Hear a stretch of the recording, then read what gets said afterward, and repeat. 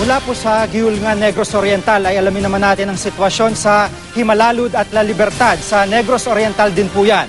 Nakatutok doon live si Salima Refran. Salima. Jiggy, tuloy ang retrieval operation sa landslide area. Hindi naman nakaligtaan ng mga taga-Himalalud na magsimba ngayong araw ng linggo. Dito na sa Himalalud Gym nagmisa. Ang Santo Niño de Himalalud Parish kasi halos mawasak sa lindol. Ang pari, pilit na pinatatagan loob ng mga mananampalataya. Tulad ng laman ng Biblia, may mga pagkakataon daw kukunin ng Diyos ang mga bagay na ibinigay niya. Our Lord Jesus Christ is always with us. He is Emmanuel. God is with us. And we have to believe on that.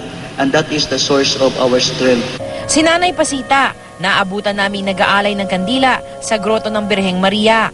Laking pasasalamat niya at iniligtas sila ng kanyang anak at mga apo. Pasalamat lang nga luwas mi.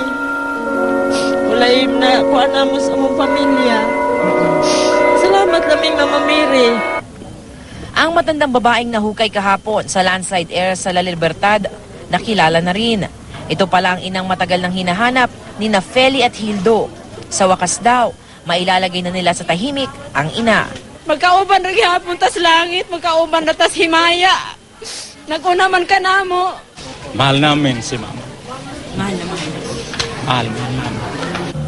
Ang retrieval operations wala pa ring patid sa kabila ng panakanakang ulan at madulas na putik. Kasi ang karamihan daw tumakbo pamunta rito eh. Kaya ang ginawa namin strategy dito sa baba, kung saan yung mababaw. Kasi ang pagkahulog ng bundok parang buo yan na gumanyan. Ramdam na rin ang epekto ng pinaghalong tail end ng cold front at ang low pressure area. Makulimlim buong araw na may pag-ambon.